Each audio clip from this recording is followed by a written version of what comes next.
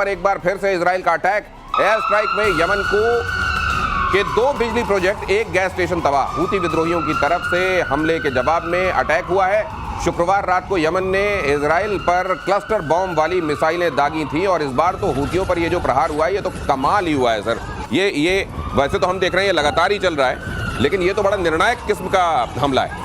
देखिए हूतीज़ ने जो अटैक किया, ये हूतीज़ थोड़ा शांत थे, जबकि उनको जिस प्रकार से इजराइल ने हिजबुल्लाह और हमास और हूती तीनों को एक साथ धुलाई की अच्छी तरह से और लगभग सफाया सा हो गया था। लेकिन ईरान में थोड़ा जब से पिछले 25-30 दिन से जब शांति थोड़ी आई, उन्होंने सपोर्ट करना दोबारा शुरू किया। जब क्लस्टर बॉम्ब से अटैक किया गया तो निश्चित रूप से इसका प्रत्युत्तर आना था और इजराइल ने फिर उसके बाद इनको जो है अच्छा सबक सिखाया कि आप जो है अपनी सीमा में रहें। और जिस प्रकार से वहाँ पर अभी समय क्रमण थोड़ा सा तेजी से बदल रहे हैं। इस बात से मैं हैरान हूँ कि उस समय लगातार इजराइल अपने मतलब ईरान के प्रॉक्सीज पर भी हमला कर रहा था, ईरान पर भी हमला कर रहा था।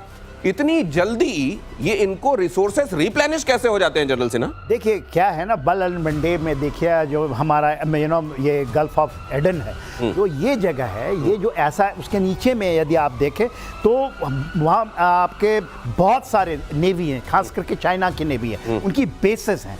अब आप इस बेसेस के ऊपर में यदि आप हैं तो ईरान से इवन चाइनीज शिपें जो हैं, मर्चेंट शिप्स हैं, इनको सप्लाई करती है। तो कहते हैं ईरान से आया है, मगर ईरान से नहीं आता, ये चाइनीज हैं जो कि इनको मिलते हैं, स्पेशली एंटी शिप मिसाइल्स जो इन्होंने क्लस्टर बम ये जो मारे हैं, क्योंकि इनको ले जाने के लिए आपकी दूरी 1400 किलोमीटर है। बता दिया आपने कौन है सर इसके पीछे। असल में चाइना इसमें पर्दे के पीछे से अपनी भूमिका निभाता है, केवल ईरान मत सोचिए। और अगली खबर देखिए, ईरान के supreme leader Ayatollah Ali Khamenei का बड़ा दावा, ईरान में सत्ता पलटना चाहता है अमेरिका। इजराइल के हमले के एक दिन बाद ही अमेरिकी एजेंट की यूरोप में सीक्रेट मीटिंग हुई थी। अमेरिका की ईरान में अशांति फैलाने की कोशिश, सत्ता परिवर्तन चाहता है।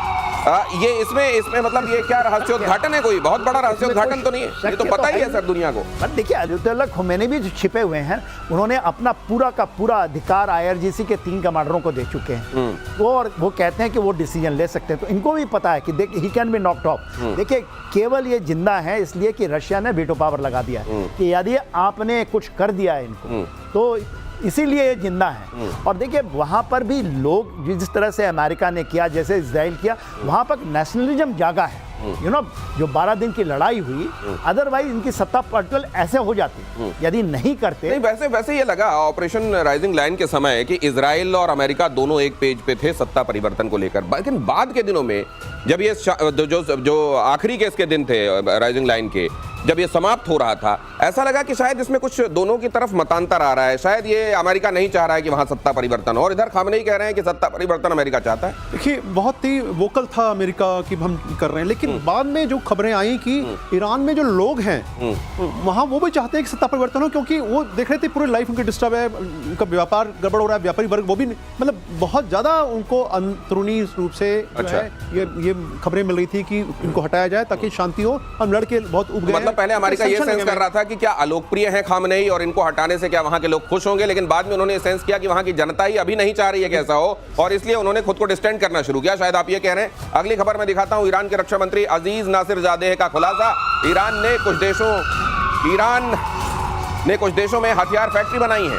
12 की जगह 15 दिन जंग चलती तो मिसाइलें रोक नहीं पाता इजराइल। कहा कासिम बसीर ने, मिसाइल चलती तो इजराइल तबाह हो जाता। इजराइल ने अमेरिका की मध्यस्थता से युद्ध विराम की मांग की। अब ये देखिए, ये वन अपमैनशिप मुझे लग रहा है, ये जो होना था वो पूरी दुनिया ने देखा।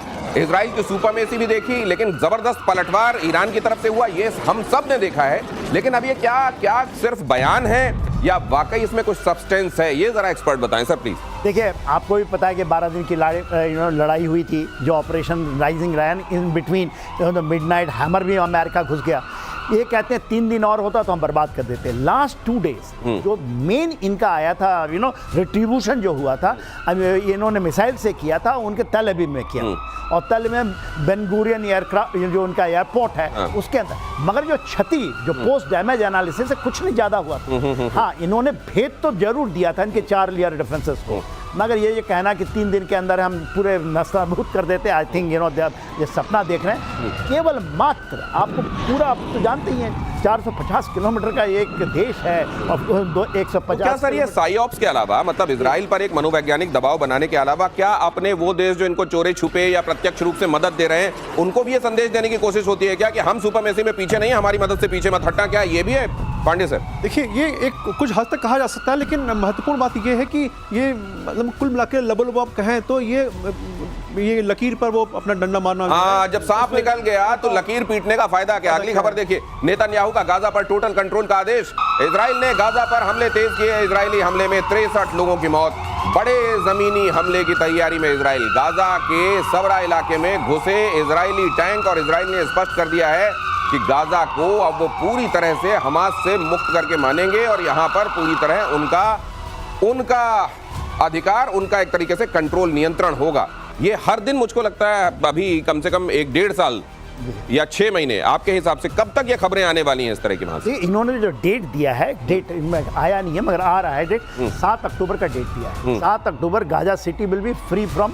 7 अक्टूबर। 7 ओह, अभी हम लोग अभी सितंबर में ही नहीं आए। और 7 अक्टूबर क्यों महत्वपूर्ण है आप जानते हैं? इजराइल पर उस दिन ईरान ने किस तरीके से हमास ने हमला किया था, और यह समझा जाता है कि हमास असल में ईरान के ही शह पर, इशारे पर ये सब करता है इजराइल के साथ। जी, क्योंकि 60,000 तो आपने ले आए रिजर्विस्ट को, 20,000 और हैं, 80,000 के आसपास के बोल रहे हैं ना कि वहां पर खड़े होंगे। पहले आया था 1 लाख। जो आपकी डेंसिटी है ट्रुप की वो बढ़ा दी है अब ये, मगर पर किलोमीटर 273 कह रहे हैं, आपने बताया था 273 के आसपास में, मगर उनमें डिवाइड है। उनके चीफ कहते हैं कि इतने समय में जो आपने लंबा समय दे दिया, 2 महीने से भी 1 महीने से ज्यादा, तो 7 सितंबर होगा, फिर 7 अक्टूबर आएगा, तब तक हम बहुत ज्यादा थक जाएंगे। हमारे ये है मतभेद, फटीक हो जाएगा, फटीक हो जाएगा। बैटल फटीक कहते हैं उसको। बैटल फटीक हो जाएगा, आप कॉर्डन लगा के आप बैठे रहेंगे। राइट। मगर इतने छोटे इलाके में कॉर्डन लगा के बैठना कोई बड़ी बात नहीं है। तो ये दोनों ही चीजें संभव हैं। हो सकता है वैसा जैसा इजराइल अब अपनी डेडलाइन लेकर चल रहा है 7 अक्टूबर, वैसा हो जाए, लेकिन साथ में चैलेंजेस भी बहुत सारे हैं। और उधर रशिया के एटमी ठिकाने पर किस तरीके से हमला बोला गया वो देखिए जरा। रशिया के एटमी ठिकाने पर हमला बोला कुर्स्क में। ज़ेलेंस्की की सेना की तरफ से हमला बोला गया। अब अगर आप देखिए, उनका असल में ये स्वतंत्रता दिवस था, 34वां स्वतंत्रता दिवस था ये यूक्रेन का, और उस दिन रशिया के उस इलाके को टारगेट किया गया कुर्स्क में जहां पर परमाणु संयंत्र है।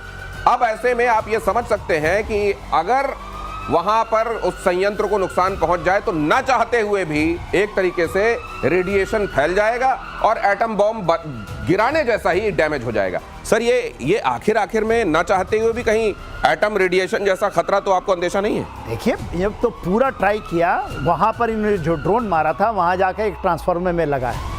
मान लीजिए आपके उस डोम पे गिर जाता, क्योंकि वो डोम हार्डन नहीं है, तो उसका जो डोम्स है ना, जो इनका रिएक्टर का, वो बहुत सॉफ्ट है। ज़पोरिज़िया में भी ट्राई किया इन्होंने, तो ज़पोरिज़िया के अंदर में रशियन फोर्सेस है ना, देखिए ये चाहते हैं कि किसी तरह, वो तो पागल हो गए कि नहीं, लेकिन मैं एक चीज और जानना चाहता हूं सर। मान लीजिए कि अभी तो ट्रांसफार्मर लगा, मान लीजिए डीके पांडे सर ये हो ही जाए, लगी जाए, तो फिर वैसे में क्या कहेंगे? ये कह देंगे फॉल्स फ्लैग ऑपरेशन किया, हमने तो मारा नहीं उस जगह पे। ये देखिए, नैरेटिव का ये बहुत बड़ा गंदा गेम है, इसमें कोई शक नहीं। मानवता जो है वो एलिमेंट अब लगभग समाप्त सा हो गया है कि किसी को चिंता नहीं है, बस ये है कि हम किस प्रकार से डोमिनेट करें बैटलफील्ड में, वो रह गया है, ताकि हम निगोशिएशन टेबल पे जाएं और जल्दी से युद्ध समाप्त करें।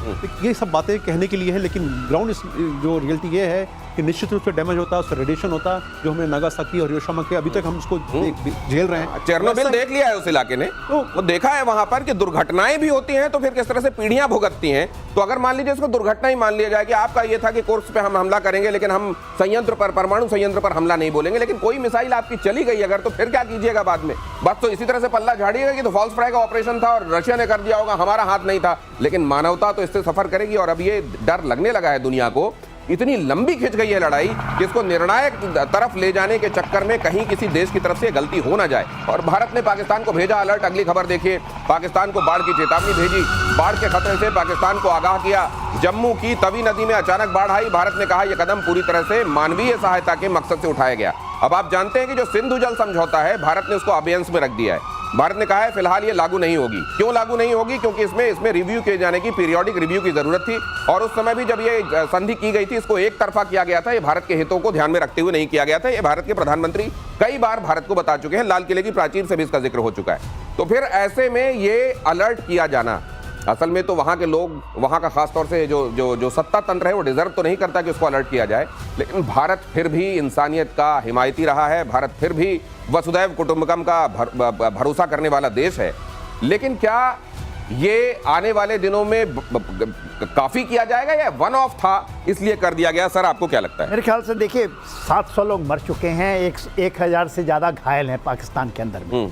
तभी एक ऑफ द तभी मेन रिवर नहीं है, तभी वो है ट्रिब्यूटरी है, one of the tributary of Chenab, तो उसके ऊपर में मेरे ख्याल से करना चाहिए। देखिए हम लोगों का इतिहास है और हमारी अपनी है। हमने 93,000 इनके सोल्जर्स को निकाल दिया जो हमारे लोगों को कत्ल-ओ-गारत किए थे। हमने ये किया है, इसलिए भारत महान होता है। देखिए हमने कह दिया है, इसमें हमारे इंटरनेशनल कोर्ट ऑफ जस्टिस से भी आया था कि इसको आप खोलिए। नहीं ठीक है। अब दूसरी तरह की बात है, अब ये है कि भारत अगर ये करेगा ना तो ये किसी संधि के तहत नहीं हो रहा है। संधि तो अबेयंस में है। ये हमारी दयानतदारी है, ये हमारी अच्छाई है कि हम आपको अलर्ट कर रहे हैं और जब तक हमको अच्छा लगेगा हम ये करेंगे। हमारे ऊपर ये कोई मजबूरी नहीं है। मुझको लगता है ये डिफरेंस है सर। देखिए एक और मैं उदाहरण दूंगा कि टर्की में जो अर्थक्वेक आया, टर्की हमारा कितने वर्षों से हम देख रहे हैं, पिछले 5-6 सालों से खुले तौर पर ऑपरेशन दोस्ती हमने किया, वहां हमने किया। तो हमने बताया कि भारत एक बहुत मेच्योर कंट्री है और वसुधैव कुटुंबकम जिसका आपने जिक्र किया, हम उस नीति में पूर्णतः हमारे डीएनए में है वो। लेकिन साथ में वो भी संदेश दिया गया उनको कि हम चाहें तो अगर नहीं करते तो आपको क्या होता है वो भी सोचिए, इस बात ध्यान रखिए। अभी भी समय है, अक्ल आ जानी चाहिए। लेकिन अब भलाई जो है वो मजबूरी में किसी संधि के तहत नहीं होगी। भलाई का हमारा मन है तो हम करेंगे, नहीं है तो नहीं करेंगे। अगली खबर ये, 2 दिन के गुजरात दौरे पर पहुंचे प्रधानमंत्री नरेंद्र मोदी। वो पूरी खबर मैं आपको बताने वाला हूं आगे कि वहां क्या क्या मिलने वाला है गुजरात को। मैं इसलिए पहले से टीज कर रहा हूं, कहीं जाइएगा मत। प्रतिशोध फिलहाल समाप्त हो रहा है, खबरों का सिलसिला समाप्त नहीं हो रहा है। बहुत धन्यवाद sir, thank you so much.